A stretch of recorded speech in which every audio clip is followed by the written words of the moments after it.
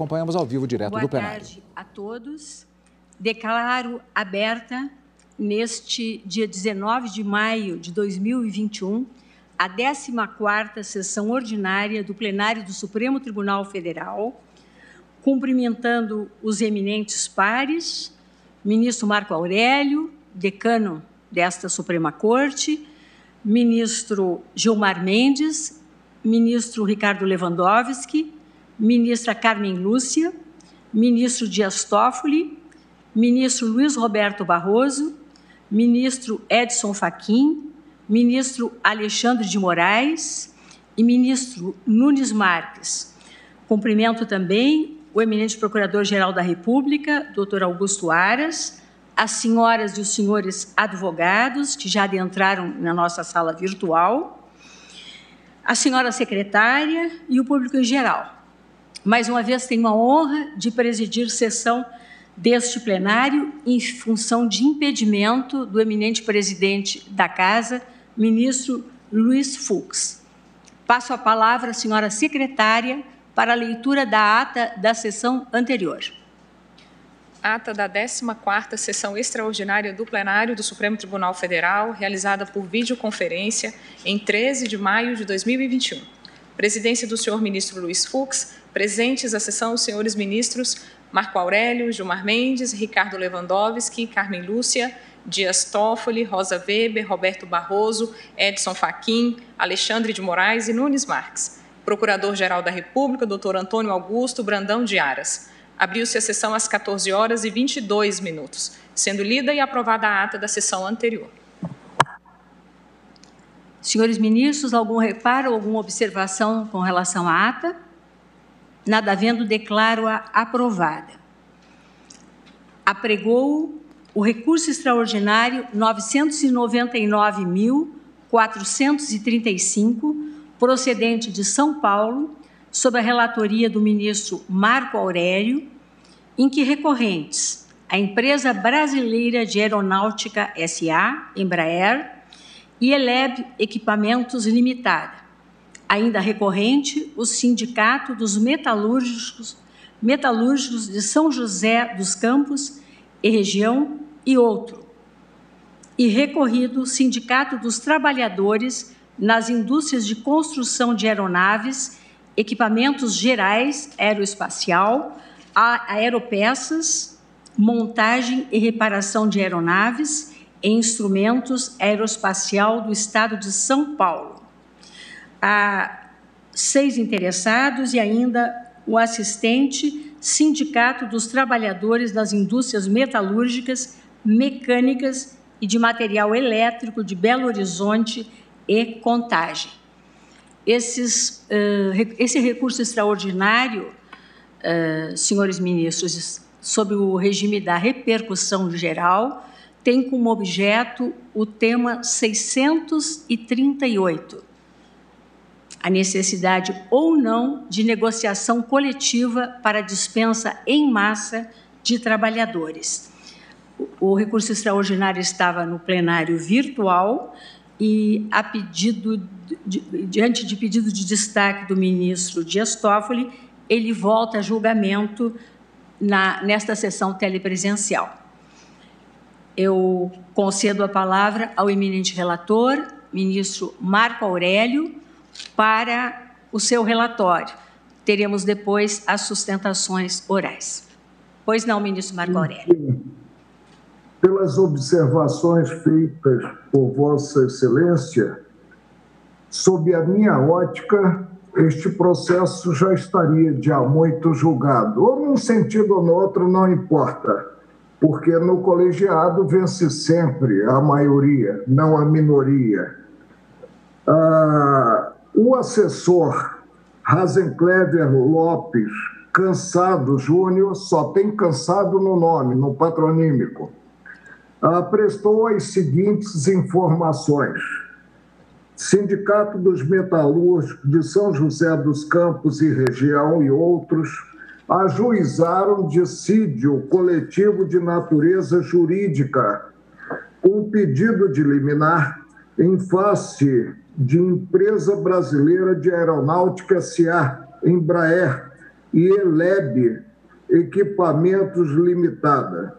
Requereram, no campo precário e efêmero, a suspensão cautelar das rescisões contratuais e, ao fim, a declaração de nulidade da dispensa coletiva de aproximadamente 4.400 empregados, ausente prévia negociação.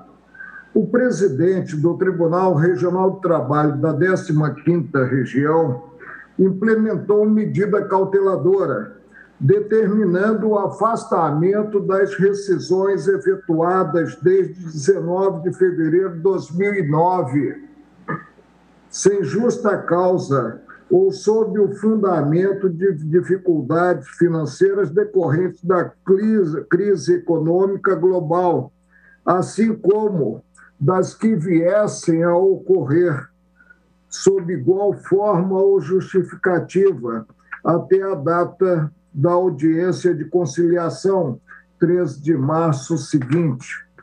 O regional admitiu o dissídio coletivo, declarando abusivas as dispensas.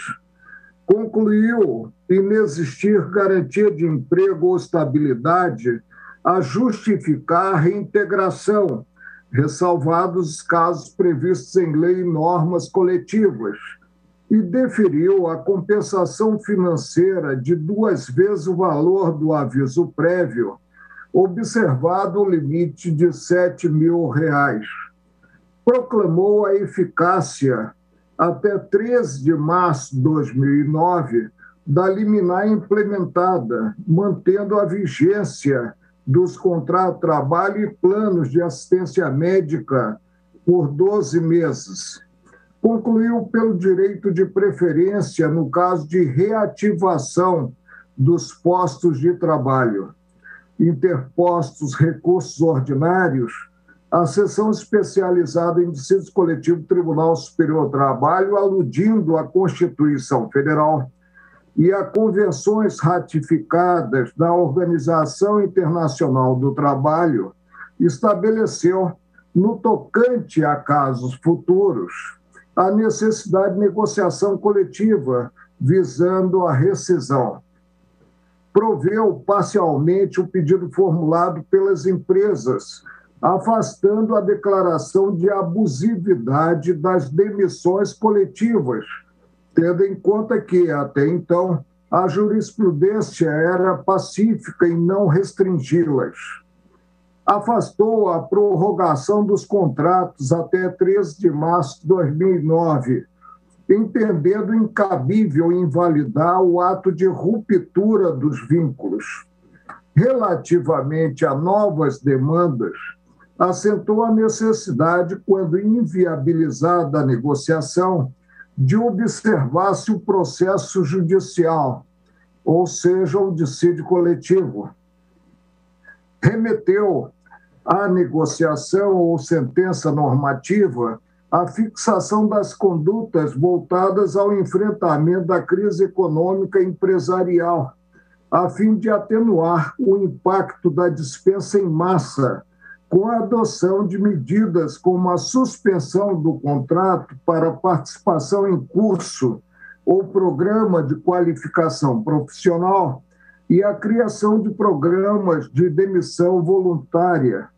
Quanto às situações em que a rescisão se mostre inevitável, declarou necessária a adoção de critérios de preferência social, a exemplo da dispensa dos mais jovens e sem encargos familiares.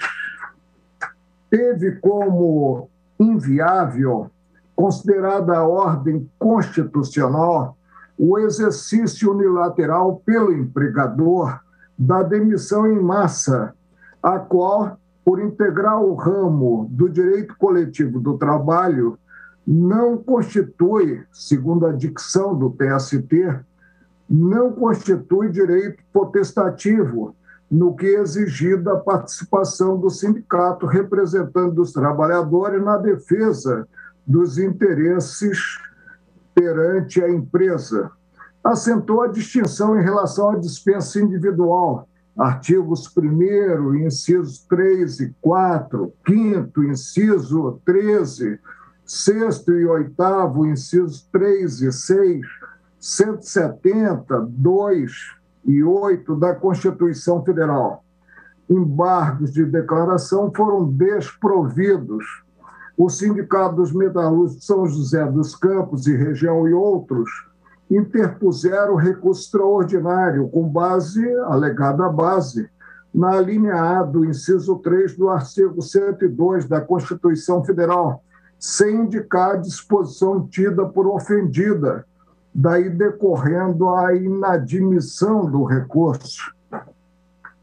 Contra esse pronunciamento, formalizou-se agravo, ao qual foi negado provimento, ainda no âmbito do tribunal. Embraer e Eleb Equipamentos Limitada asseveram violados os artigos 1º, inciso 4, 2º e 3º, inciso 1, 5º, inciso 2, 7º, inciso 1, 114 e 170, inciso 2 e parágrafo único do corpo permanente da Constituição Federal, e 10, inciso 1 do ato das disposições constitucionais transitórias. Alegam que o Tribunal de Origem, ao estabelecer como condição a dispensa em massa de empregados, negociação coletiva prévia, atribuiu ao Poder Normativo da Justiça do Trabalho disciplina que o texto constitucional reserva à lei complementar, invadindo a competência do Poder Legislativo. Sustentam a ameaçada sobrevivência das empresas em crise, ante interferência indevida no poder de gestão e contrariedade ao princípio da livre iniciativa. Apontam precedente do Supremo, no qual inadmitida normatização pela Justiça Especializada de matéria constitucionalmente reservada à lei. Articulam com o versado no inciso 1 do artigo 10 do ato das disposições constitucionais transitórias, a prever formas de reparação ao trabalhador dispensado, individual ou coletivamente, enquanto não editada a lei complementar prevista no inciso 1 do artigo 7º da Carta da República, diz ser inerente ao direito do trabalho considerar tanto a justiça social quanto o equilíbrio nas relações de produção, afirmando desproporcional o revelado no acordo recorrido, sinalizada a preocupação apenas com os trabalhadores. Nas contrarrazões, busca-se o desprovimento do extraordinário, destacando a impossibilidade de dispensa em massa sem prévia negociação. Salienta-se falta de transparência ante perspectivas de aumento de produção e lucratividade. Aponta-se irresponsabilidade na gestão da empresa, dizendo inexistente direito potestativo. Realça-se ser de superexploração o regime, com frequentes jornadas em horário extraordinário, resultante da diminuição abrupta da força de trabalho. Enfatiza-se que as normatizações estrangeiras evocadas nas decisões da Justiça Especializada exigem motivação para a rescisão, sob pena de readmissão. Argumenta-se decorrer da lógica do fato consumado a previsão de compensação em virtude de abuso no exercício de direito. Sublinha-se a necessidade de motivação nos desligamentos em massa de forma consentânea com os interesses da sociedade. O recurso não foi admitido na origem. As recorrentes interpuseram agravo desprovido, sobreveio o agravo interno. Então, eu que tinha negado, portanto, provimento ao agravo inicial, ante esse agravo dito interno, dei a mão à palmatória, reconsiderei a decisão anterior e provi o agravo, imprimindo sequência ao extraordinário. O tribunal reconheceu a repercussão geral da questão suscitada e o fez com a seguinte ementa: contrato de trabalho, rompimento, negociação coletiva, exigência na origem, recurso extraordinário, repercussão geral verificada. Possui repercussão geral a controvérsia acerca da necessidade de prévia negociação coletiva com o Sindicato dos Trabalhadores para dispensa dos empregados e dispensa em massa. A Procuradoria opina pelo desprovimento do extraordinário, mediante parecer assim sintetizado: recurso extraordinário admitido, acórdão do TST, dissídio coletivo, dispensa em massa de trabalhadores, necessidade de negociação prévia com os sindicatos representantes da categoria, alegada violação dos artigos 1, 4, 2º, 5º, 2, 7º, 1, 114, parágrafo 2º, 170, parágrafo único, e 10, inciso 1, do ADCT, repercussão geral reconhecida. Prejudicialidade da ADIM 1625 em relação a este recurso extraordinário, na medida em que nela se discute a validade da revogação da Convenção 158 da OIT, que regula este caso.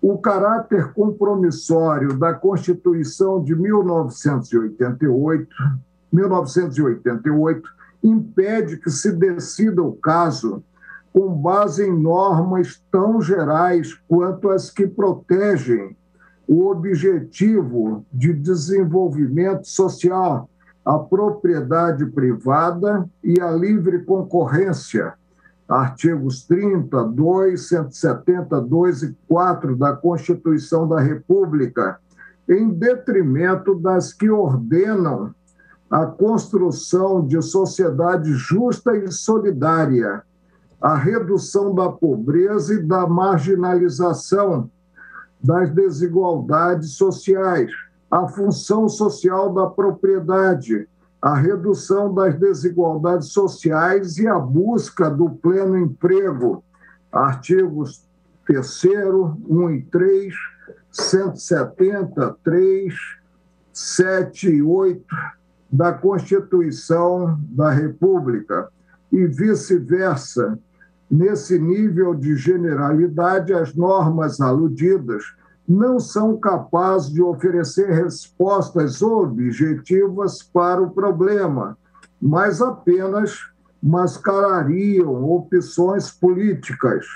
Licitude do conhecimento do recurso extraordinário apenas no que tange à reserva de lei complementar para a disciplina do artigo 7º, inciso 1 da Constituição da República, mas não para a verificação da prevalência de lei. Validade de a Convenção 158 da OIT regular a chamada despedida em massa, quer na qualidade de norma supralegal, quer na de emenda constitucional, por se tratar de tratado internacional sobre direitos humanos. Foram admitidos no processo como terceiros interessados o Sindicato dos Trabalhadores nas indústrias metalúrgicas, siderúrgicas, mecânicas, automobilísticas, e de autopeças, de material elétrico e eletrônico, de informática, de empresas de serviços de reparos, manutenção e montagem do Estado da Bahia, o Sindicato dos Trabalhadores nas Indústrias Metalúrgicas, Siderúrgicas, Mecânicas, Automobilísticas e de Autopeças de material elétrico, eletrônico, de informática e de empresas de serviços de reparos, manutenção e montagem de candeias, São Francisco do Conde, Madre de Deus e Santa Amaro, Bahia, e a região e a Confederação Nacional da Indústria, CNI, e a Confederação Nacional do Transporte. É o relatório. Hélio. Passamos às sustentações orais. Falará pelos recorrentes Empresa Brasileira de Aeronáutica S.A., Embraer, e Eleb Equipamentos Limitada, o doutor Carlos Vinícius Amorim, que está com a palavra, pelo prazo de até 15 minutos, doutor Carlos. Obrigado. Excelentíssima senhora ministra-presidente Rosa Weber, eminente ministra Carmen Lúcia, eminentes ministros, ilustre representante da Procuradoria-Geral da República. Suprema Corte, a questão jurídica submetida hoje à apreciação de Vossas Excelências, como muito bem colocado pelo eminente relator, diz sobre a legalidade ou não de se estabelecer uma condição, um pressuposto de validade de dispensa coletiva de trabalhadores, que é a prévia negociação com o sindicato profissional. A decisão recorrida, emanada do colendo Tribunal Superior do Trabalho, estabeleceu a premissa de que a negociação coletiva é imprescindível para a dispensa em massa de trabalhadores, criando com isso uma nova regra, um novo requisito de validade de dispensas plurimas, que é, repita-se, a participação, a intervenção da entidade sindical. A decisão da Corte Trabalhista, como se verifica de sua própria ementa, ela foi construída e estruturada a partir de juízo de ponderação de valores e princípios constitucionais.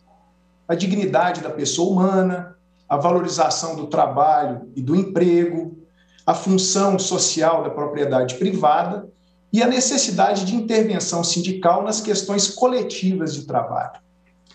Emerge daí, excelências, o vício, o defeito, o grande equívoco da decisão recorrida. Indaga-se: a solução da questão jurídica posta demanda o emprego da técnica de ponderação de princípios constitucionais? Há necessidade de se ponderar entre os princípios gerais, abertos, enunciados pela decisão recorrida e o princípio da livre iniciativa, por exemplo? Faz-se realmente necessário ponderar entre a necessidade de intervenção sindical nas questões coletivas e o direito do empregador de se adaptar às realidades de um mercado globalizado e a seus intempéries, eventualmente necessitando reduzir o seu quadro de pessoal, até como medida de sobrevivência e salvaguardando, assim, outros tantos postos de trabalho? A resposta a toda a evidência é negativa. E é negativa, senhora presidente, eminentes ministros, porque não há vácuo ou lacuna na legislação trabalhista a respeito da matéria, seja na Constituição Federal ou na própria Consolidação das Leis do Trabalho, a CLT.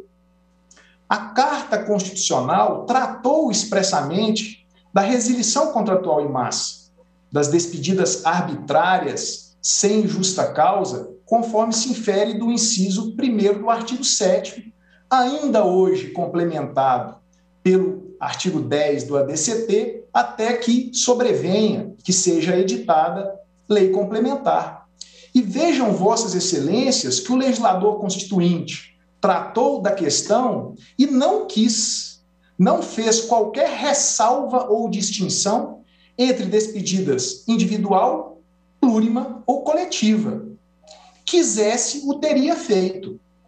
O mesmo se verifica em relação à legislação específica, a CLT, que facultou ao empregador a dispensa imotivada como um ato unilateral, que independe da anuência do empregado.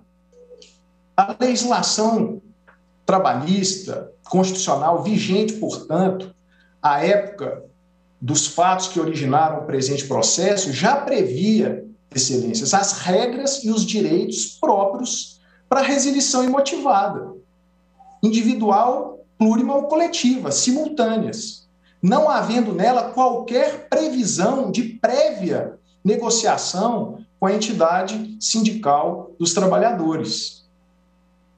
E é exatamente por isso, excelências, por não haver qualquer respaldo legal ou convencional prévios, que a Justiça do Trabalho efetivamente extrapolou a sua já excepcionalíssima competência, o seu excepcionalíssimo poder normativo, legiferante, constitucionalmente conferido, invadindo com isso campo de atuação, competência de outro poder da República, o poder legislativo, criando regra condicionante à validade de dispensa coletiva de trabalhadores. Por mais erudita que seja a decisão recorrida, o fato é que ela não encontra respaldo na legislação brasileira. Aliás, o próprio Tribunal Superior do Trabalho, o Pleno do Tribunal Superior do Trabalho, em sessão realizada ao final de 2017, revisitou a matéria e reescreveu a sua jurisprudência, fixando o entendimento que o dissídio coletivo de natureza jurídica é via inadequada para o questionamento de demissões coletivas, partindo exatamente da premissa de inexistência de norma jurídica específica que preveja a necessidade de intervenção sindical. E para não remanescer nenhuma dúvida a respeito da matéria, excelências, é que o Poder Legislativo aprovou, o Executivo sancionou a Lei 13.467 de 2017, inserindo o artigo 477-A à CLT, que cuidou de afastar, literal e textualmente, a necessidade de prévia negociação coletiva e equiparando as dispensas individual, plurima e coletiva para todos os fins. Permito-me agora, senhora presidente, fazer um breve resgate dos fatos, do contexto em que as horas recorrentes precisaram fazer a rescisão de um número significativo de seus trabalhadores. Ainda é viva em nossas memórias a gravíssima crise econômica mundial de 2008. E para as horas recorrentes, empresas construtoras de aviões, peças de aviões, a crise implicou na perda, na diminuição, no cancelamento de inúmeros contratos, o que tornou absolutamente inviável, insustentável a manutenção do quantitativo de trabalhadores até então existente. Mas o fato relevante, excelências, é que todas as dispensas que dali sucederam observaram rigorosamente os ditames legais, todas as indenizações e pagamentos foram feitos a tempo e modo, tanto assim que o próprio Tribunal Superior do Trabalho validou as demissões e estabeleceu apenas para situações futuras a necessidade de prévia negociação com o Sindicato dos Trabalhadores. Aqui eu chamo a costumeira, mas especial atenção de Vossas Excelências. É que esta só circunstância de validação das dispensas e estabelecimento de regra, requisito para situações futuras, por si só, já demonstra que, primeiro, não havia no ordenamento jurídico vigente exigência de participação de intervenção do sindicato no caso de dispensas plurimas, coletivas, simultâneas, e que a Justiça do Trabalho, ao criar este novo requisito, efetivamente invadiu esfera de competência de outro poder da República. Em síntese, e já caminhando para a conclusão, sabemos nós, Excelência, que toda decisão judicial ela tem o potencial de transcender os autos. Toda decisão judicial transmite uma mensagem à sociedade, aos jurisdicionados, ainda mais quando é emanada por este Supremo Tribunal Federal. Sendo assim, o que esperam as recorrentes é que Vossas Excelências, mais uma vez e como sempre, deem concretude, deem efetividade a um dos princípios mais caros da Constituição Federal e que é próprio de um Estado democrático e de direito, que é o princípio da legalidade, já que não havia e não há no nosso ordenamento jurídico qualquer exigência de prévia negociação coletiva com os sindicatos para validação de demissões. Pugna-se, portanto, pelo provimento do extraordinário. Muito obrigado pela atenção. Agradeço ao Dr. Carlos Vinícius Amorim e passo a palavra ao Dr. Aristeu César Pinto Neto, que falará pelo recorrente Sindicato dos Metalúrgicos de São José dos Campos e região. Também pelo prazo de até 15 minutos, doutor Aristeu. Muito obrigado. Excelentíssima senhora ministra Rosa Weber, vice-presidente do Supremo Tribunal Federal e presidente dessa sessão extraordinária. Excelentíssimo senhor ministro Marco Aurélio, decano da Corte e relator do recurso extraordinário com repercussão geral. Excelentíssima ministra Carmen Lúcia, excelentíssimos demais ministros que compõem o plenário do STF, ilustre Procurador-Geral da República, servidores que assessoram essa sessão, colegas de profissão. Nós aprendemos com o ministro Marco Aurélio que processo não tem capa, mas os processos subjetivos, ministro Marco Aurélio, eles têm conteúdo. Parte desse conteúdo foi reportado pelo ex-adversus que me antecedeu, mas é preciso, talvez, esclarecer com mais acuidade a materialidade das relações jurídicas que subjaz a esse processo. É fato que, em fevereiro de 2009, a Embraer divulgava ao mundo, porque o mundo estava com os olhos voltados para o Brasil, divulgava ao mundo que as demissões, as 4.273 demissões de pais e mães de família, tinham sido geradas por conta da crise econômica de 2008, cujo epicentro foi os Estados Unidos, com um problema central que era os empréstimos, as hipotecas subprime. E aí se alegava o seguinte: vai haver uma queda pela demanda de aeronaves que vai gerar a necessidade de redução do quadro de pessoal. Com o passar do tempo, senhoras e senhores ministros, a realidade veio à tona.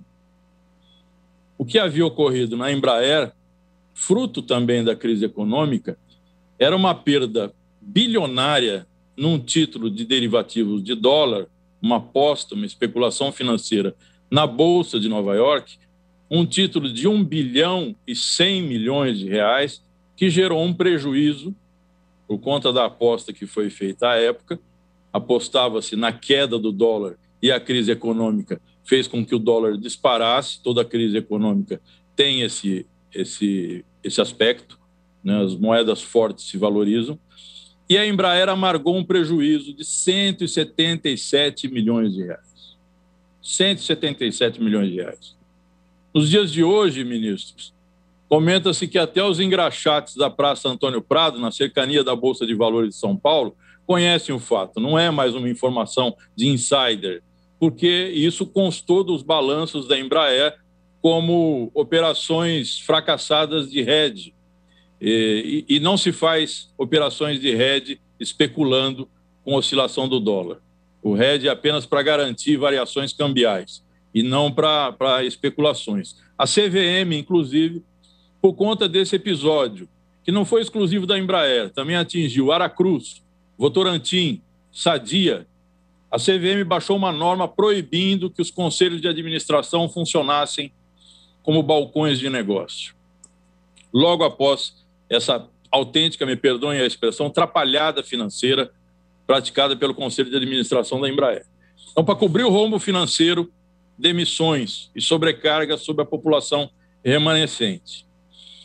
Para fazer um contraste, ministros e ministras, eu diria uma demonstração empírico-pragmática da qualidade dessa autêntica evolução civilizatória que significou o paradigma criado primeiro no Tribunal Regional, confirmado pelo Tribunal Superior do Trabalho. Em 2015, vejam como o contraste é fácil e bem simples de ser compreendido. Em 2015, a mesma Embraer é flagrada pelo órgão de controle da Bolsa de Valores americana, o SEC, o equivalente à CVM brasileira, pagando propina para a venda de super tucanos para a República Dominicana, para a Arábia Saudita, para a Índia e para Moçambique. O Departamento de Justiça americano comprovou os fatos e foi aplicada uma multa na Embraer no valor de 200 milhões de dólares. 200 milhões de dólares. Para fazer um paralelo, o dólar, à época, em fevereiro de 2009, se a gente transformasse o prejuízo de 177 milhões de reais para o dólar da época, equivaleria a 90 milhões de dólares. Em 2015, multa de 200 milhões de dólares. Era possível esperar que o resultado fosse, então, para um prejuízo, um rombo, que era o dobro de 2009, que houvesse o dobro de demissões, ou seja, 8.400 demissões. Mas não, porque havia o paradigma. Havia o paradigma e houve negociação com o sindicato. A resultante da negociação com o sindicato, um regime de layoff, que ficou muito conhecido agora durante a pandemia, que é a suspensão dos contratos de trabalho por um determinado período, sem demissões, sem cortes de postos de trabalho, com aporte de recursos do FAT durante um determinado período, e a abertura de um PDV, um plano de demissão voluntária em que a opção pelo desligamento tocava, por óbvio, ao trabalhador.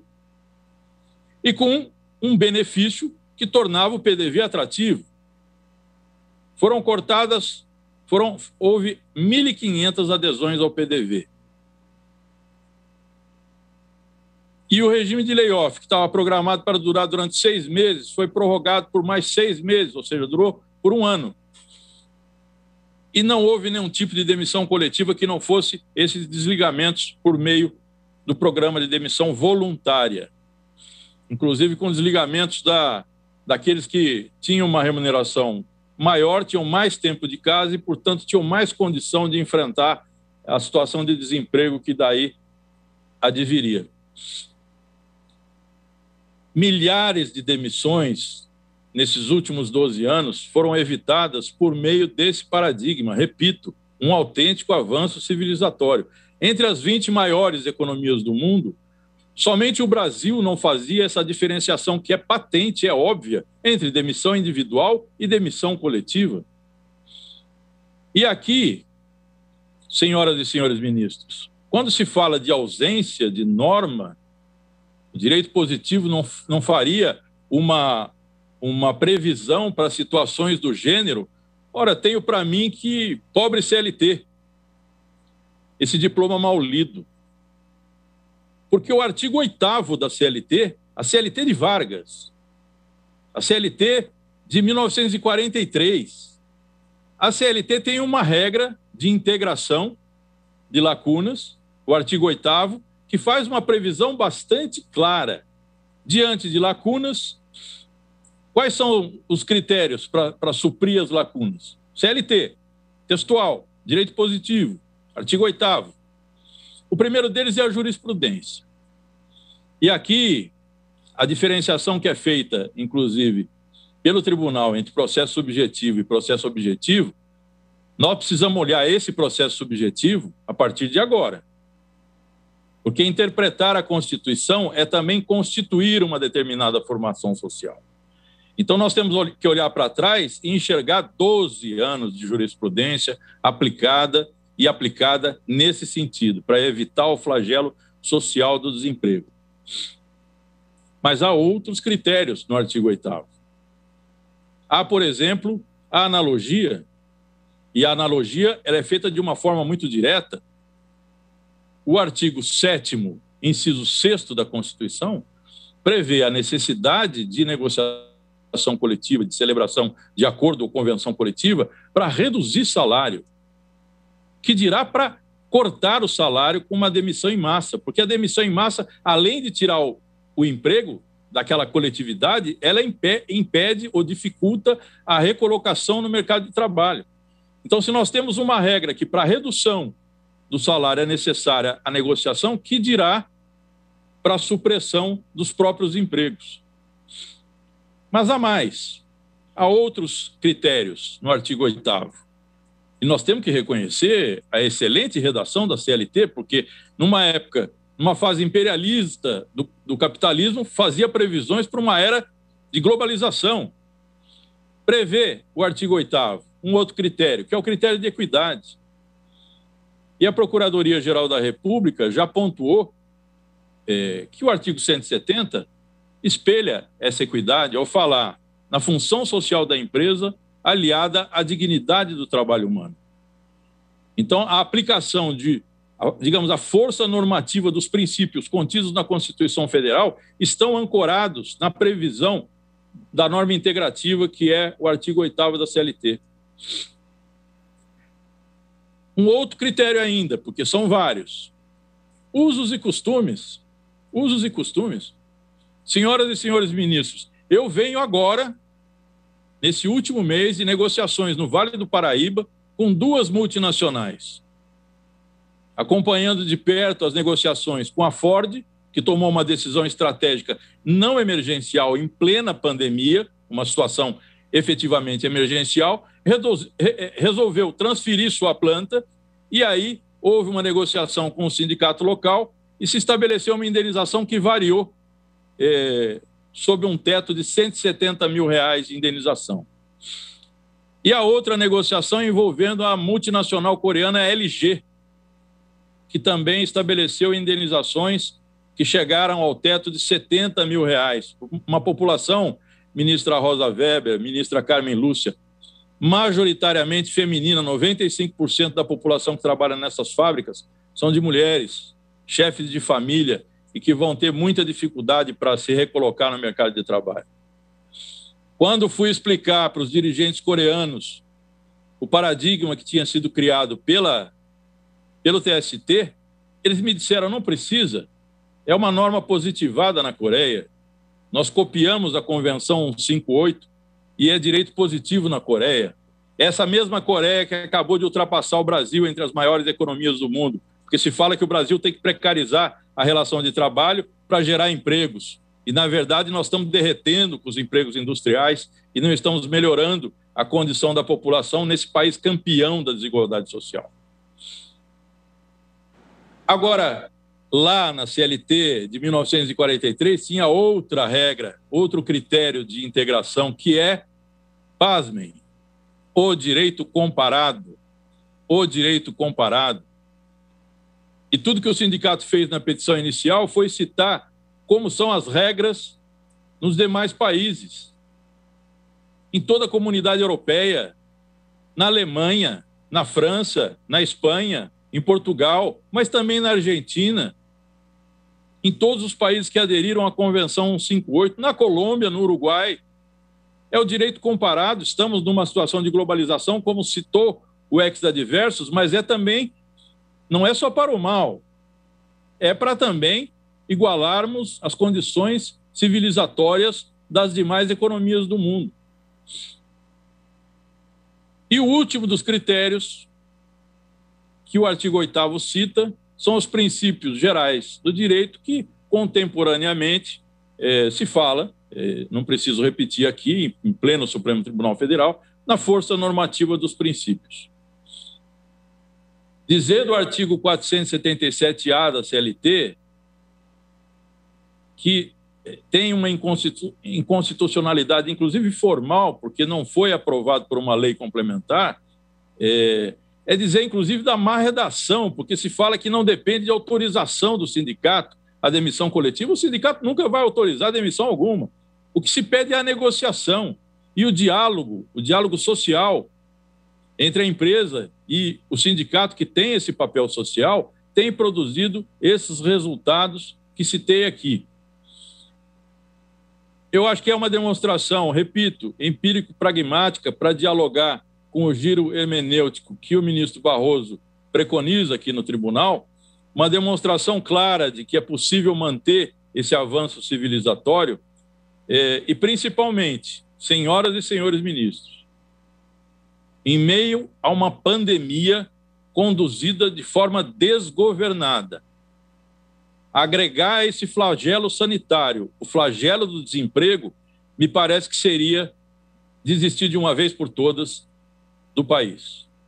Eu agradeço imensamente a atenção de todos e todas e pugno pela rejeição do recurso extraordinário e pela manutenção desse paradigma social criado pelos tribunais trabalhistas. Muito obrigado. Agradeço ao doutor Eristeu César Pinto Neto e passo a palavra ao doutor Renato Rua de Almeida, que falará pelo recorrido Sindicato dos Trabalhadores das Indústrias de Construção de Aeronaves, Equipamentos Gerais Aeroespacial, Aeropeças, Montagem e Reparação de Aeronaves e Instrumentos Aeroespacial do Estado de São Paulo.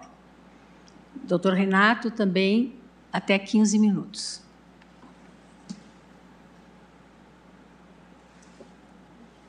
Está sem som, doutor Renato. Desculpe. Agora sim. Boa tarde a todos. Senhora ministra, presidente dessa sessão, eminente relator, ministro, senhor representante da Procuradoria-Geral da República. O artigo 7º, inciso 1º do texto constitucional brasileiro prevê como direito fundamental social e de segunda geração ou dimensão a relação de emprego protegida contra a despedida arbitrária ou sem justa causa. A doutrina do direito brasileiro e a do direito comparado de países da União Europeia, como a França e a Itália, ensinam que a despedida sem justa causa corresponde à despedida individual e à despedida arbitrária à coletiva. Nesse mesmo sentido, a Convenção número 158 da OIT sobre despedidas. Na despedida individual sem justa causa, o empregador exerce o direito subjetivo de despedir, conhecido como direito potestativo, ficando com a obrigação de pagar ao empregado despedido uma multa indenizatória de 40%, calculada sobre os valores do Fundo de Garantia por Tempo de Serviço. Já na despedida coletiva, o direito subjetivo de despedir está limitado à obrigação prévia de informar aos empregados despedidos e ao respectivo sindicato a motivação da despedida, conforme regra, eu acentuo regra e não princípio, como regra prevista no artigo 5º, inciso 14 do texto constitucional, de que é assegurado a todos o acesso à informação. A prerrogativa do sindicato de ser também informado da motivação da despedida coletiva decorre da legitimação que lhe é conferida pelo artigo 8º, inciso 3º do texto constitucional, também como regra jurídica constitucional e não como princípio normativo, de que ao sindicato cabe a defesa dos direitos e interesses coletivos e individuais da categoria, inclusive em questões judiciais ou administrativas. Decorre também da regra jurídica, mais uma vez, do artigo 8º, inciso 6º, do texto constitucional, a obrigatoriedade da participação do sindicato profissional nas negociações coletivas de trabalho. Se sua presença é obrigatória nas negociações coletivas, por que não também nas despedidas coletivas, na medida em que lhe cabe a defesa de todos os interesses coletivos e individuais da categoria, uma vez que quem pode o mais, pode o menos. Esse direito à informação dos trabalhadores despedidos e do sindicato representante da respectiva categoria profissional sobre a motivação da despedida coletiva resulta do fato de ser pertinente à razão da crise econômica à empresa. Com efeito, a empresa empregadora é a única detentora do conhecimento desses fatos jurídicos, porquanto, no direito brasileiro, os representantes sindicais não participam da gestão interna das empresas. Qual é o sentido e o alcance do direito à informação? O sentido e o alcance do direito ao acesso à informação residem no fato de que os trabalhadores e respectivo sindicato, ao tomarem previamente conhecimento das reais dificuldades econômico-financeiras da empresa, que a levam a efetivar a despedida coletiva de seus empregados, teriam eles a possibilidade de propor a suspensão da despedida ou uma modulação na redução do número de despedidos, com sua substituição pelas férias coletivas, suspensão do contrato de trabalho, redução proporcional da jornada de salário ou outras formas provisórias encontradas no direito do trabalho. E se essas medidas não se demonstrarem oportunas pelas circunstâncias econômico-financeiras adversas da empresa, os trabalhadores e o sindicato poderiam, então, sugerir que, na relação dos despedidos, fossem preservados os empregos daqueles trabalhadores casados e com prole e daqueles próximos à aposentadoria, com a despedida dos já aposentados e ainda dos empregados mais jovens e solteiros.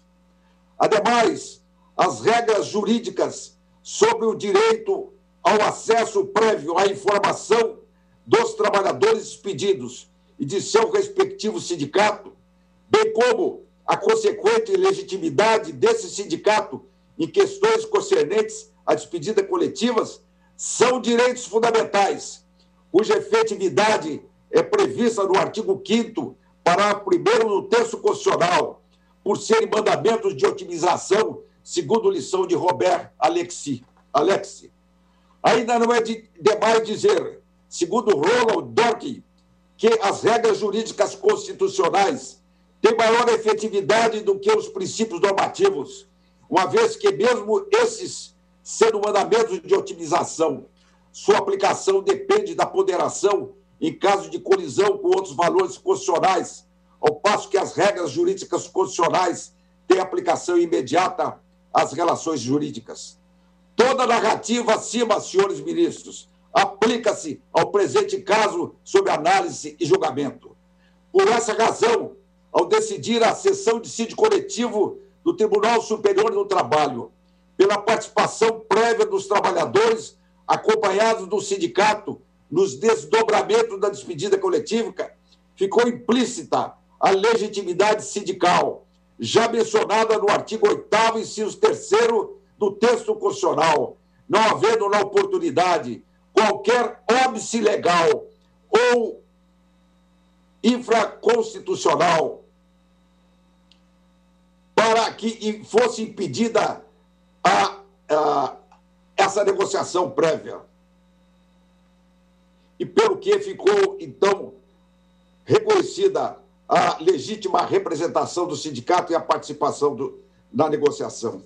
Ademais, a hipótese dos autos não trata de negociação coletiva típica, na forma explicitada pelo artigo 611-A da CLT, com a redação que lhe foi dada pela Lei da Reforma Trabalhista em 2017, ao prescrever que nos instrumentos coletivos as cláusulas normativas devem sempre prever contrapartidas recíprocas, ao passo que, na presente hipótese, não existem contrapartidas entre as partes, mas apenas, então, somente a participação prévia dos trabalhadores despedidos e de seu sindicato na efetivação da despedida em massa para tentar em formas menos traumáticas, se possível, para a solução do conflito trabalhista, evitando-se o mal maior da despedida em massa. Não se argumente também com o artigo 477-A da CLT, no sentido de que, para a efetivação da despedida coletiva, não há necessidade de autorização prévia da entidade sindical ou negociação coletiva. Primeiro, porque sua vigência é posterior à decisão recorrida do TST, pelo que se deve respeitar o princípio constitucional e legal da irretroatividade das leis e das normas jurídicas. Em segundo lugar, por não se tratar o caso em julgamento de negociação coletiva propriamente dita, uma vez que não há contrapartidas recíprocas. Em terceiro lugar, porque a vedação da celebração da convenção coletiva ou acordo coletivo de trabalho por lei ordinária é flagrantemente inconstitucional, face o disposto da regra jurídica do artigo 7º, inciso 26 do texto constitucional, que consagra o reconhecimento das convenções e acordos coletivos como fonte normativa do pluralismo jurídico do direito do trabalho e como instrumento de sua modernização. Além do mais, é inconstitucional o afastamento da participação do sindicato, face à regra do artigo 8º, inciso 3º do texto constitucional, já citado, que legitima a representação dos trabalhadores. Por último, porque o artigo 477-A da CLT, com a redação dada pela reforma trabalhista, padece de inconstitucionalidade formal, na medida em que regulamenta a despedida coletiva por lei ordinária, ao passo que o comando do artigo 7º, inciso 1º do texto constitucional prevê tal regulamentação apenas por lei complementar. Não se argumente, por outro lado, que as formas de negociação coletiva estejam já exaustivamente previstas pelo artigo 7º, incisos 5º, 13 e 14 do texto constitucional, uma vez que as formas acima não são exaustivas, mas meramente exemplificativas, a teor do disposto no caput do artigo 7º do texto constitucional, quando prescreve que são direitos dos trabalhadores os previstos na relação a seguir, além de outros que visem a melhoria da sua condição social.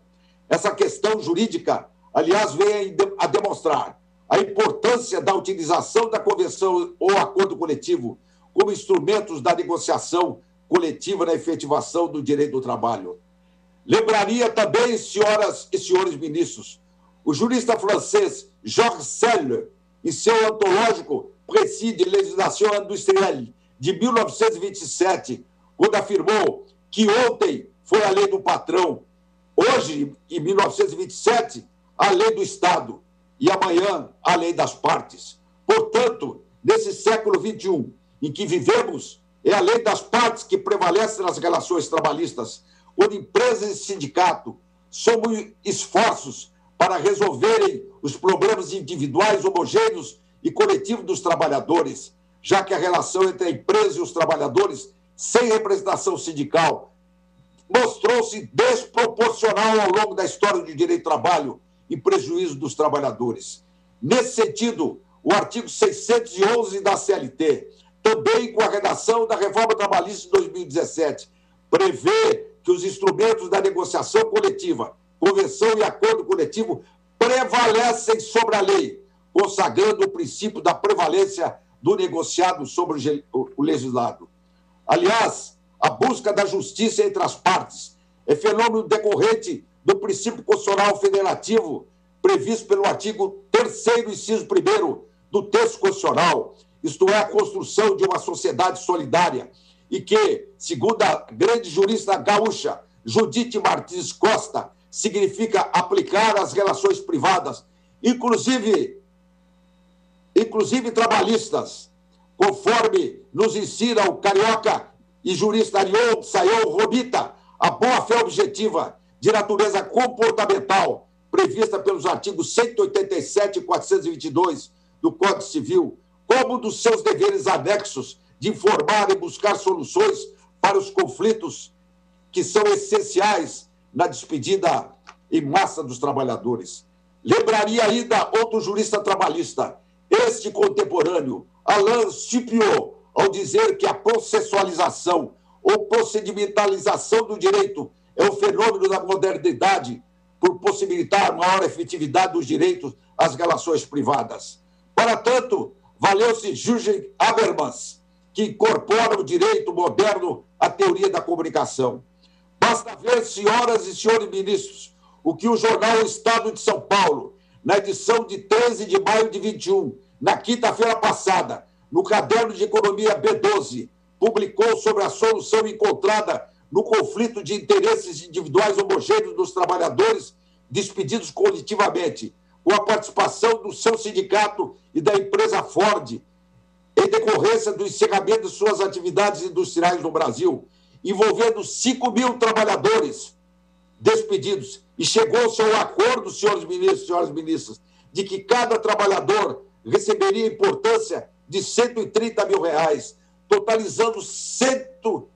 totalizando 650 milhões de reais a título de indenização trabalhista, enquanto que uma rescisão contratual sem o sindicato levaria cada empregado a receber apenas verbas rescisórias de valor irrisório. Para o grande filósofo francês Michel Villey, filósofo do direito, é o justo objetivo, expressão do realismo jurídico, diferente do racionalismo e do positivismo, em que a lei e o contrato prevalecem sobre a justiça. E para o grande professor Miguel Reale, em sua teoria tridimensional, o direito não é apenas a norma, mas também o fato e o justo. Para concluir, senhores ministros e senhoras ministras, para evitar o retrocesso social, por ser a decisão recorrida da STC do TST, um leading case, com a garantia dos empregados do sindicato ao direito ao acesso à informação, com regra jurídica constitucional e a busca de condições de trabalho menos traumáticas que as despedidas em massa, espera-se o desprovimento do recurso ordinário com medida de inteira e salutar justiça. Muito obrigado. Agradeço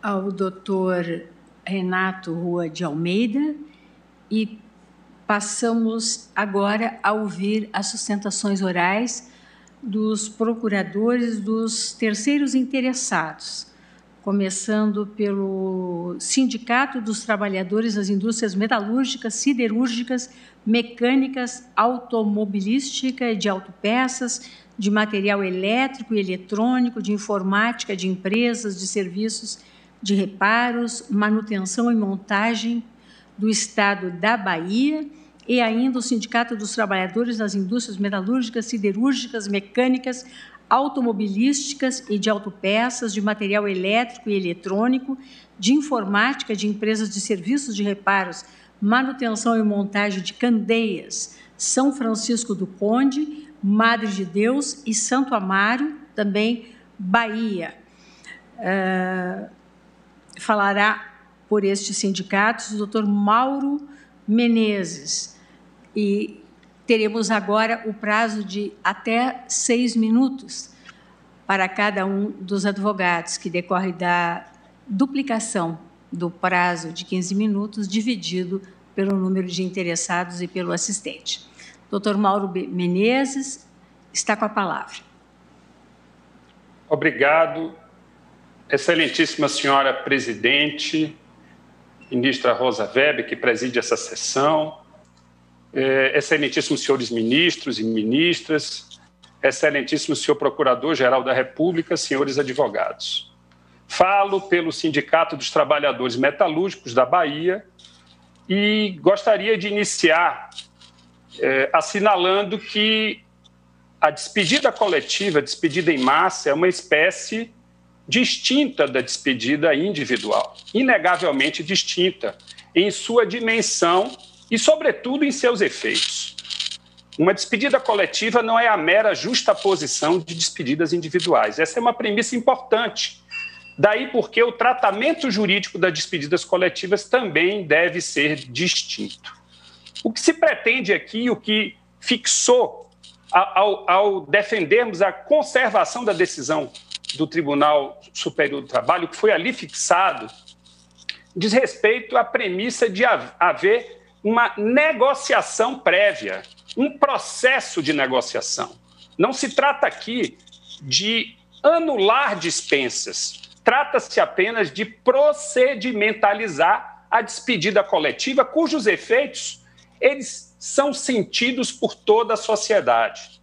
E aqui eu chamo a atenção para um paradoxo que se extrai da fala do advogado do recorrente, quando mencionou que a empresa vinha no sentido de defender a despedida em massa até para salvaguardar outros postos de emprego. Ora, como se pode compreender que uma despedida massiva salvaguarde posto de emprego? Ela, na verdade, elimina posto de emprego. Daí porque a negociação é um meio saudável e constitucionalmente adequado para que se esgotem todas as alternativas de entendimento, de diálogo entre as partes sociais, com a participação do governo, para que se chegue a algo distinto daquele trauma que é a perda generalizada de empregos de uma determinada empresa. O comércio daquela cidade sofre, a tributação cai, daí os serviços públicos também são prejudicados. É um fenômeno bastante nocivo que deve ser prevenido ao máximo.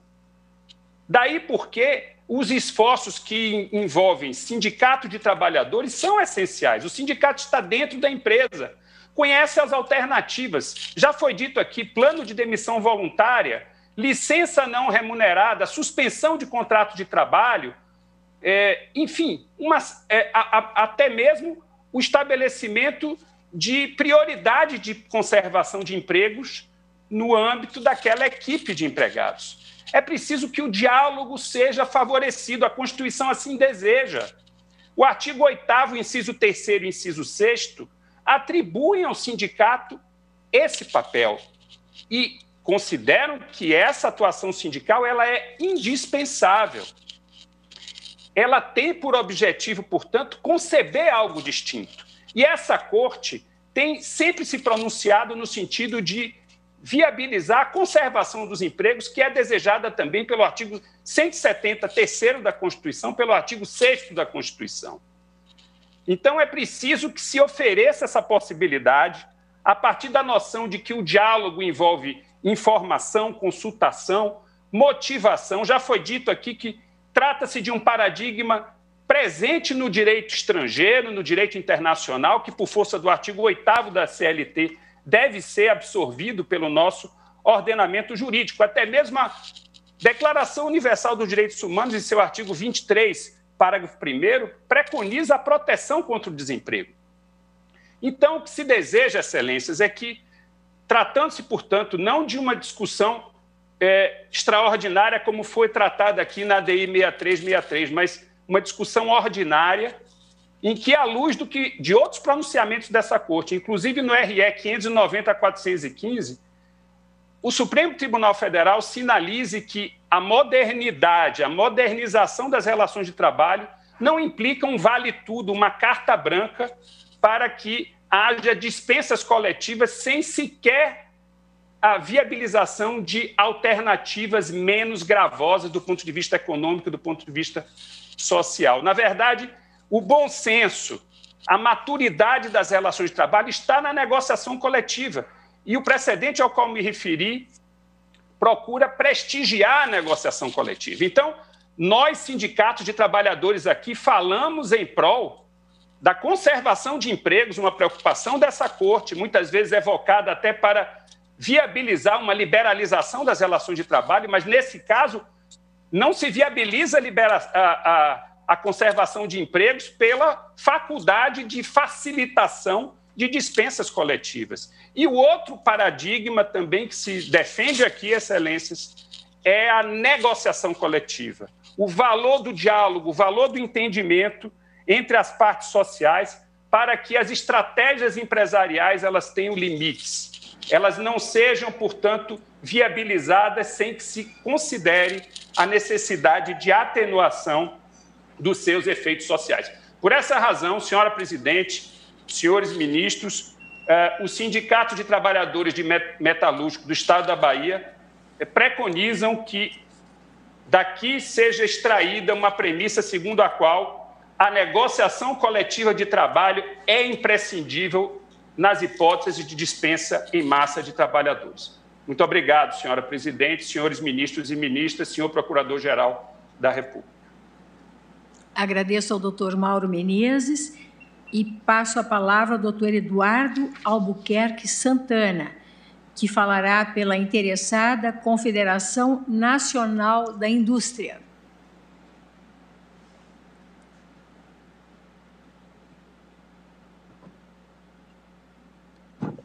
Está sem áudio, doutor Eduardo. Agora está me ouvindo, excelência? Agora sim. Obrigada. Desculpe, foi uma falha técnica aqui. Boa tarde, excelentíssima ministra Rosa Weber, excelentíssimos ministros, excelentíssima ministra Carmen Lúcia, digníssimo Procurador-Geral da República e demais colegas advogados. Como pode ser visto até pelas falas que me antecederam, a questão é de extrema relevância, não só pela sua repercussão jurídica, como também pelo seu efeito econômico, mas ela não é de complexa solução.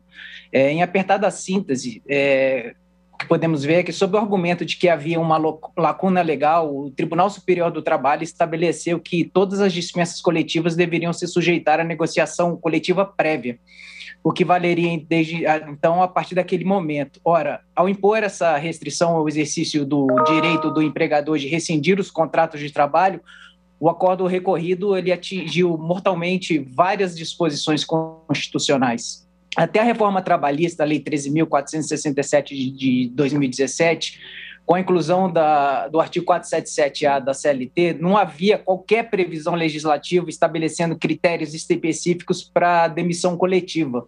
E vale dizer que nem sempre a ausência de uma norma expressa representa o esquecimento do legislador, algo que deveria constar e não consta. O TST, ao invés de admitir que esse silêncio seria uma opção do legislador, do Constituinte, preferiu concluir, equivocadamente, que o vazio legislativo era merecedor de uma proteção inovadora, o que não era o caso na necessidade dessa integração normativa, tanto que o legislador, via reforma trabalhista, foi obrigado a deixar expresso na lei o que já era a intenção do Constituinte. A decisão recorrida, dessa forma, ela representou uma invasão de competência do Poder Legislativo. A Constituição Federal ela é expressa quando quer atribuir a algum dos poderes a função típica de outro poder, e nesse caso não há qualquer autorização. O TST, o que ele fez, ao fim e ao cabo, foi legislar, o que é uma função típica do Poder Legislativo. Essa obrigação criada pelo TST, reitere-se, ela ocorreu sem o prévio processo legislativo adequado. Não há dúvida nesse aspecto que restaram violados assim, inequivocamente o artigo 2º e o 5º da Constituição Federal. E as violações constitucionais elas não param por aí. A Constituição Federal, quando ela se debruçou sobre os limites do poder patronal em relação às rescisões contratuais, ela apenas estabeleceu como premissa a necessidade de pagamento de indenização, que é representada pela multa de 40% do FGTS, e pelo aviso prévio proporcional ao tempo de serviço. Apenas só em algumas situações extremamente específicas estabeleceu e garantiu uma estabilidade. Além do mais, nem o Constituinte e nem o legislador ordinário até 2017, com a reforma trabalhista, se referiram de forma direta ou indireta ao Instituto da Dispensa Coletiva. Eles não distinguiram a dispensa coletiva conceitualmente da dispensa individual e muito menos implantaram qualquer mecanismo especial ou diferente para a sua adoção. Isso resta claro que para o Constituinte e para o legislador ordinário até então, e mesmo depois, com a reforma trabalhista, a demissão coletiva ela nada mais é do que um somatório de demissões individuais. Essa referência somente veio com a reforma trabalhista, a 13.467. Então, isso só reforça o entendimento de que não deveria o TST ter tentado suprir o que entendia ser uma lacuna legislativa. A decisão recorrida ela também não levou em consideração a causa objetiva da dispensa e a pertinência da motivação das demissões, que é a situação econômica pela qual a empresa passava e nessa situação em que todas as empresas passam. A aplicação pura e simples da tese do acordo recorrido pode, na verdade, acarretar o fechamento definitivo das empresas, que já estão com grandes dificuldades financeiras. Por isso, infelizmente, são obrigadas a tomar a radical decisão de demitir uma quantidade significativa de empregados. E, para finalizar, a demissão coletiva ela não é o meio adequado para tal proteção, uma vez que ela objetiva estabelecer condições de trabalho e, em razão da necessidade imperiosa, infelizmente, muitos contratos terão que deixar de existir. Dessa forma, a CNI requer que seja dado provimento ao recurso extraordinário das empresas e que seja ressarcida a imposição de negociação prévia com sindicatos como condição de validade das dispensas coletivas. Obrigado. Agradeço ao doutor Eduardo Albuquerque Santana e passo a palavra à doutora Marilda de Paula Silveira, que falará pela terceira interessada Confederação Nacional do Transporte, a CNT, no prazo de até 6 minutos, doutora Marilda. Está com a palavra. Excelentíssima senhora ministra-presidente, excelentíssima ministra Carmen Lúcia, ministro relator, demais ministros, representantes do Ministério Público. Falo pela CNT, na condição de amicus curiae, da perspectiva de quem se submete ao princípio da economicidade, ao artigo 37. A CNT compreende as preocupações dos trabalhadores, compreende a sensibilidade do tema e agrega a esse debate uma questão que lhe parece importante e que surge do fato de que o SEST, uma entidade que se submete, então, ao sistema S de transporte, foi ré numa ação civil pública por suposta demissão coletiva pela demissão de 42 de seus empregados. Até então, a discussão se limitou à livre iniciativa e ao universo das empresas, mas a se compreender que há uma omissão relevante para a interpretação constitucional através da interpretação de princípios, é preciso considerar, entre os princípios nessa interpretação, os princípios da administração pública, que submetem, em maior ou menor medida, algumas entidades da iniciativa privada, e em medida completa, em total extensão, a administração direta, que também possui empregados públicos. Isso faz com que a CNT revele que, na perspectiva da CNT, se revele que, ou de um lado, a interpretação constitucional e a supressão da suposta lacuna por princípios deva também considerar os princípios da administração pública, mas que também isso revela a complexidade da questão e a ausência de omissão com relação à matéria que permite uma interpretação por princípios, porque há omissões relevantes em razão do tempo. A CNT apresenta isso por meio de 3 pontos. O primeiro ponto, que parece relevante, foi exatamente o caso que trouxe a CNT a essa causa, não apenas a representação para a defesa dos interesses dos transportadores, mas é o fato de que, embora a CLT traga um preceito que abarque as demissões por força maior, o que, diga-se de passagem, não incluiu a pandemia, uma reforma, inclusive a reforma da legislação trabalhista, deixou claro que a pandemia não se incluía nessa matéria de força maior, não há hipótese que excepcione casos de emergência. E aqui não se trata de uma emergência financeira, mas de uma emergência mais relevante que diga respeito ao interesse do trabalhador, que é a preservação de sua vida e da saúde. O que aconteceu nesse caso do SEST, que é revelador dessa complexidade.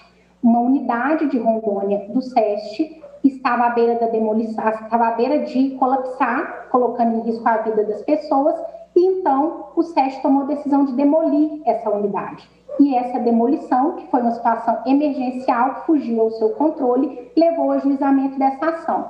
Qual o problema no caso? é que, considerando que as entidades se submetem ao princípio da economicidade, essa decisão de continuidade ou não, de encontro de uma nova unidade, construção de uma nova unidade ou locação de uma nova unidade, se submete, como disse, aos princípios da administração. E, no caso, a obrigatoriedade de negociação prévia, em que pese a emergência, foi imposta à entidade sem a consideração da incidência desses princípios. A entidade tentou, inclusive, fazer transferência desses funcionários e isso foi impedido também pelo juízo da análise trabalhista.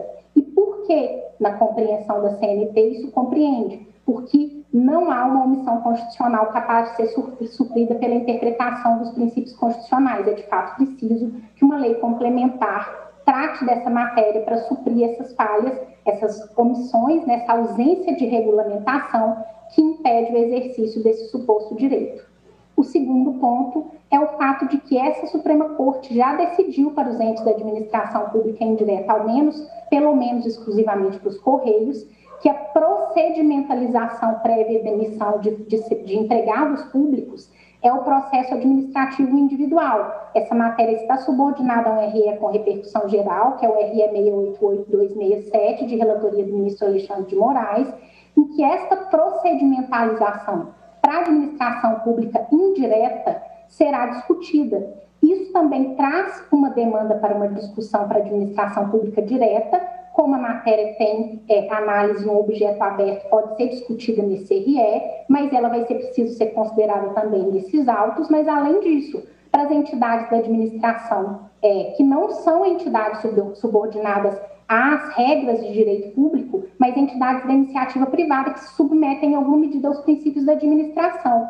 Como essa procedimentalização que está sendo discutida pelo Supremo na demissão de empregados públicos, seja da administração pública direta, seja da administração indireta, pode ser compatibilizada com essa pretensão de uma negociação coletiva prévia.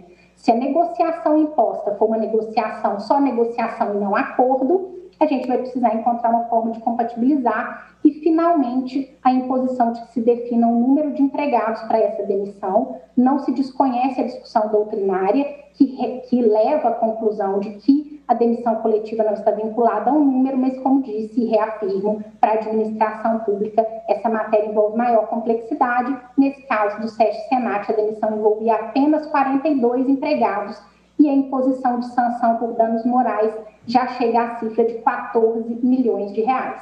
É por essas razões, excelências, com todo respeito e acatamento às posições em contrário, que a CNT manifesta-se no sentido de que essa Corte reconheça a ausência de obrigatoriedade de negociação prévia às demissões coletivas. Muito obrigada.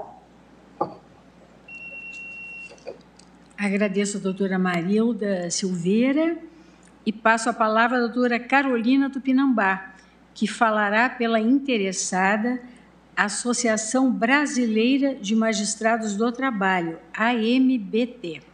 Doutora Carolina também tem até 6 minutos para a sua manifestação. Obrigada, boa tarde a todos, excelentíssimos senhores ministros do Supremo Tribunal Federal, demais presentes, quem cumprimento na pessoa da ilustre ministra no exercício da presidência, a ministra Rosa Weber, trazendo uma saudação especial aqui para o ministro relator, o ministro Marco Aurélio. Inicialmente, senhores ministros, consciente de que poder atuar na condição de amigo escuro constitui uma honrosa deferência, a requerente comunica oficialmente a esta Corte a sua mais ampla isenção diante dos possíveis resultados do julgamento de hoje, assegurando que a magistratura do trabalho, cujos integrantes representa, ainda não encerra uma posição homogênea, firmada sobre o tema relevante que se coloca.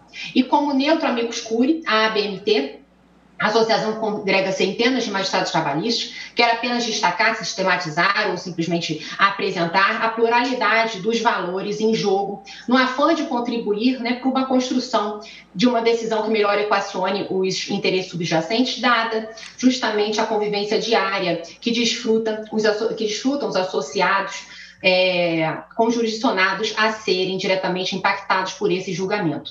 Então, senhores ministros, eu trago, 3 argumentos expressivos favoráveis à obrigatoriedade de uma prévia negociação coletiva, a dispensa em massa, quais sejam a valorização da negociação coletiva, o princípio protetor e a função social da empresa. Sem dúvida que a negociação coletiva, ela se apresenta como o melhor, mais pedagógico, maduro sistema para solucionar conflitos que se coloquem entre capital e trabalho. E a necessidade de participação dos sindicatos seria, de fato, crucial para que os efeitos gerados por uma dispensa coletiva pudessem ser diminuídos. Assim, por exemplo, o diálogo poderia eleger preferência de despedidas dos mais jovens ou de pessoas que não estivessem dependentes, poderia vedar dispensa de trabalhadores próximos à aposentadoria, estabelecer soluções menos drásticas como redução salarial, por aí vai.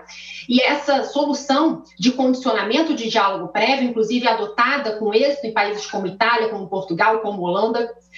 O segundo argumento da proteção ao trabalhador é a lógica, né, preconizada pelo direito do trabalho, mas assentada no caput do artigo 7º do texto constitucional. E veja, senhor relator, que a proteção contra a dispensa coletiva, no atual momento histórico, se torna extremamente relevante sob duas angulações. A crise econômica sem precedentes, agravada por todo esse contexto de pandemia, e o sistema toyotista de produção, apimentado aí pelos valores, pelo avanço exponencial da tecnologia, que, aliás, desafia a proteção contra a automação, garantida também no texto constitucional. Certamente, então, que nesta época de crise econômica, as dispensas coletivas ocorrerão em maior volume, pelo que a importância da proteção ganha ainda mais força.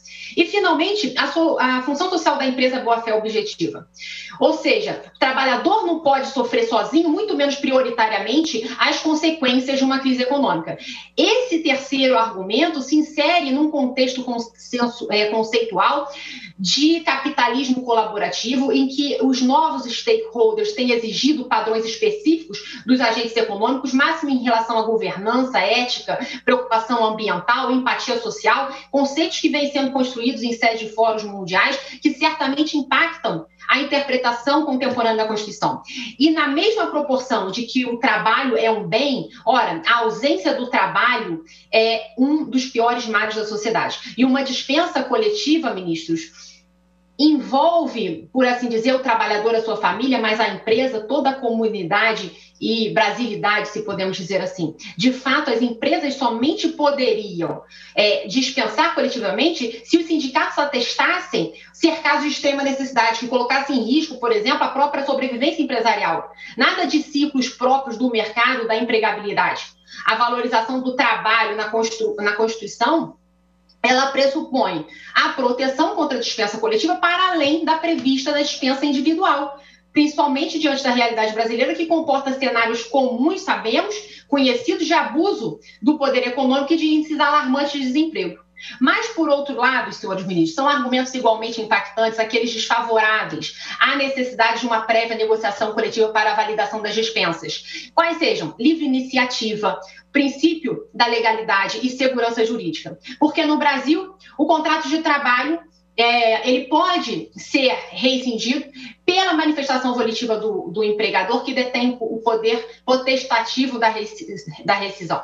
E foi opção dos poderes constituídos a não ratificação da Convenção 158 da OIT. Então, nesse contexto, uma posição arbitrária de condição de validade para determinada tomada de decisão sem autorização legal, ainda que hipoteticamente bem intencionada, violaria frontalmente a liberdade e a autodeterminação desses atores do mercado. Em segundo lugar, a ausência de lei, porque o tomador de serviço no direito brasileiro, ele organiza o seu negócio contratando dispensão de trabalhadores por critérios que lhe sejam convenientes, desde que observe, por exemplo, um tratamento não discriminatório em processos seletivos, pagamento de verbas rescisórias em operações de redução de mão de obra, enfim, todos sabem quanto chamou a atenção a milionária condenação por danos morais imputada à churrascaria Fogo de Chão no Rio de Janeiro em decorrência de demissões em massa sem diálogo sindical. Foram 17 milhões arbitrados como penalidade por simplesmente se cumprir a lei. O terceiro olhar se volta à insegurança jurídica, porque não há qualquer parâmetro conceitual homogêneo capaz de definir o que seja uma dispensa coletiva.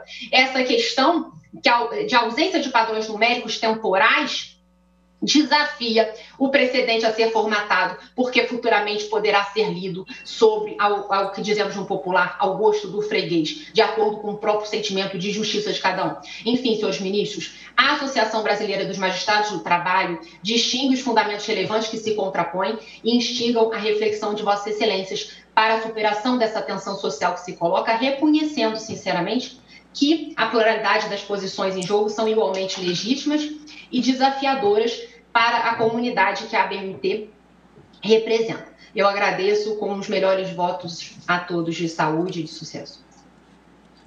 Obrigada, doutora Carolina.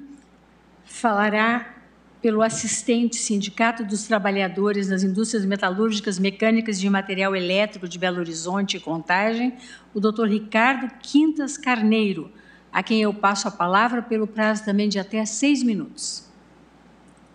Obrigado, excelência, ministro Rosa Weber, excelentíssimo senhor ministro relator, ministro Marco Aurélio, excelentíssimos senhores ministros, excelentíssimos senhores ministros deste Supremo Tribunal Federal.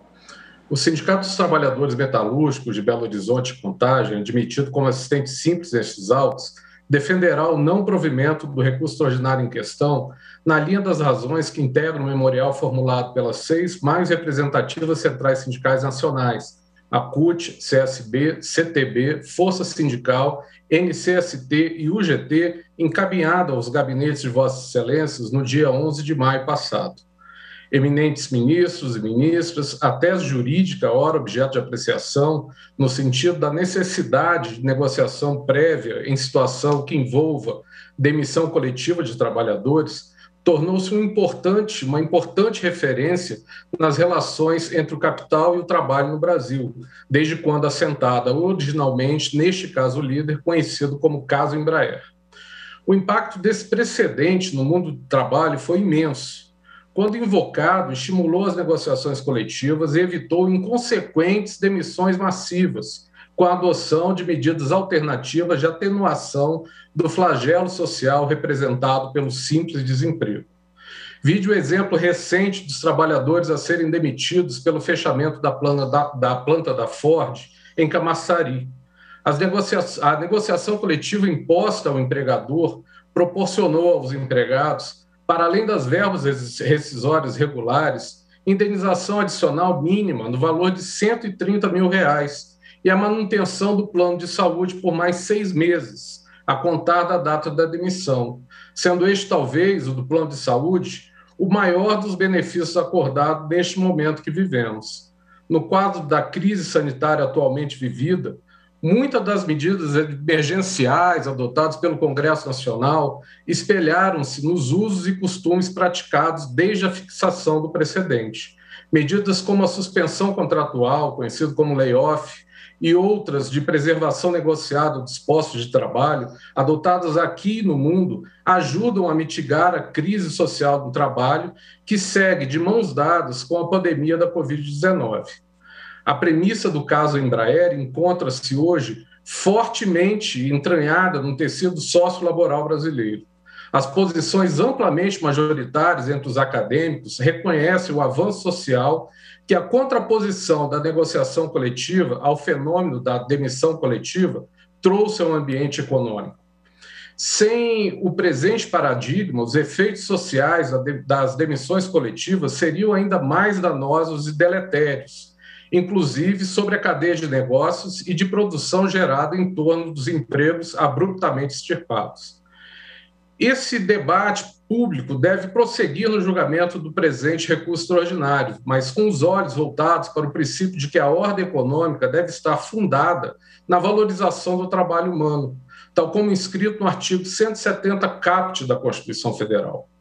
As dispensas coletivas não podem ser equiparadas às dispensas individuais, conforme diretriz fixada pela Organização Internacional dos Trabalhos, do Trabalho, em especial na sua Convenção número 158 e no Núcleo de Direitos Fundamentais inserido na Declaração da OIT sobre os Princípios e Direitos Fundamentais no Trabalho, do ano de 1998, vinculante para todos os seus membros e atualizada e renovada em 2008 com a Declaração da OIT sobre Justiça Social para uma Globalização Justa. Já no âmbito do direito comparado, o artigo 1º da Diretiva número 98/59/CE da União Europeia obriga entidades patronais, em caso de demissão coletiva, a consultar em tempo hábil os representantes dos trabalhadores afetados com o objetivo de chegarem a um acordo com o fim de evitar as demissões ou mesmo atenuar as suas consequências. Como se vê, o diálogo social promovido concretamente é constitutivo do Estado Democrático de Direito e, como tal, deve ser incentivado e praticado pelas empresas e sindicatos, de modo a estabelecer padrão protetivo adequado quando se trata de valorização do trabalho humano. Ministro Marco Aurélio, ministro Alexandre de Moraes, é importante enfatizar que a obrigatoriedade aqui discutida é procedimental, estabelece o dever de se negociar as condições da demissão coletiva, o qual não se confunde com o de firmar acordo ou convenção coletiva de trabalho. Nada mais se pretende do que aquilo já previsto na Convenção número 158 da OIT, principalmente pela linha B do seu artigo 13.1. Leia o dispositivo. Artigo 13.1 da Convenção número 158 da OIT. Quando o empregador prever términos da relação de trabalho por motivos econômicos, tecnológicos, estruturais ou análogos, em conformidade com a legislação e a prática nacionais, oferecerá aos representantes dos trabalhadores interessados uma oportunidade para realizarem consultas sobre as medidas que deverão ser adotadas para evitar ou limitar os términos e as medidas para atenuar as consequências adversas de todos os términos para trabalhadores afetados. Por todo exposto, Excelências, o ora assistente espera, assim, que esse tribunal confirme a prevalência dos princípios constitucionais e da Organização Internacional do Trabalho, no caso Embraer, com a fixação em sede de repercussão geral de tese no sentido da obrigatoriedade da negociação coletiva em caso das dispensas coletivas de trabalhadores. Muito obrigado. Agradeço ao doutor Ricardo Quintas Carneiro e, encerrando as sustentações orais, ouviremos o eminente Procurador-Geral da República, doutor Antônio Augusto Brandão de Aras. Está com a palavra, doutor Augusto.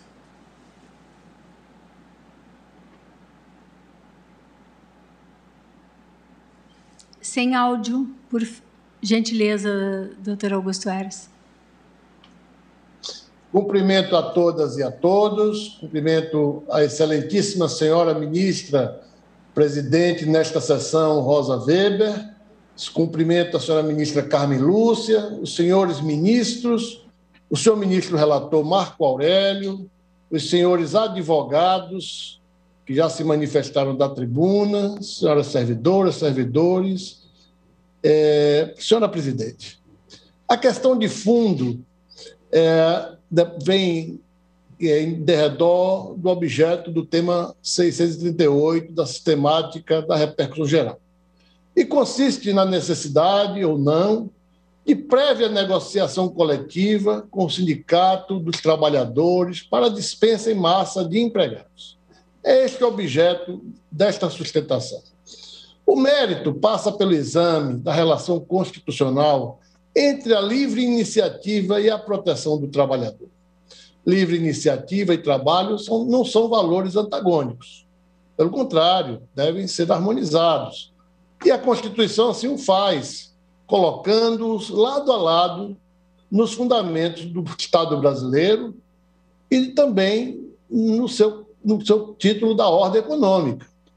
O Tribunal Superior do Trabalho, no julgamento de recurso ordinário e dissídio coletivo, firmou entendimento pela necessidade de prévia negociação coletiva com o sindicato obreiro para a dispensa em massa dos empregados, concluindo pela impossibilidade do exercício unilateral pelo empregador da dispensa coletiva. O sistema constitucional brasileiro confere ampla proteção ao trabalhador, reconhece o valor social do trabalho como um dos fundamentos do Estado brasileiro, assegura o trabalho como direito social, estabelece um catálogo de direitos dos trabalhadores e afirma a valorização do trabalho humano como fundamento da ordem econômica. Quanto ao tema, objeto da decisão posta neste julgamento, a Lei Maior, no artigo 7º, inciso 1, estabelece como direito fundamental do trabalhador a relação de emprego protegida contra a despedida arbitrária ou sem justa causa, nos termos de lei complementar, que preverá indenização compensatória, dentre outros direitos. Não foi editada ainda a lei complementar referida no preceito constitucional, mas o Brasil é signatário da Convenção 158 da Organização Internacional do Trabalho, que trata do término da relação do trabalho por iniciativa do empregador. Estabelece mecanismos de proteção ao trabalhador contra a despedida arbitrária ou sem justa causa. E o artigo 5º, parágrafo 2º da nossa Constituição, estabelece que os direitos previstos no texto constitucional não excluem outros constantes de tratados internacionais protetivos de direitos humanos. A Convenção 158 da OIT é norma internacional protetiva de direitos humanos e complementa, tomando o comando do artigo 7º, inciso 1 da Constituição, para ressaltar que prevalece sobre as leis nacionais, complementares ou ordinárias, pois tem natureza supralegal na linha da jurisprudência firmada por esse egrégio Supremo Tribunal Federal, desde o julgamento do recurso extraordinário número 466.343.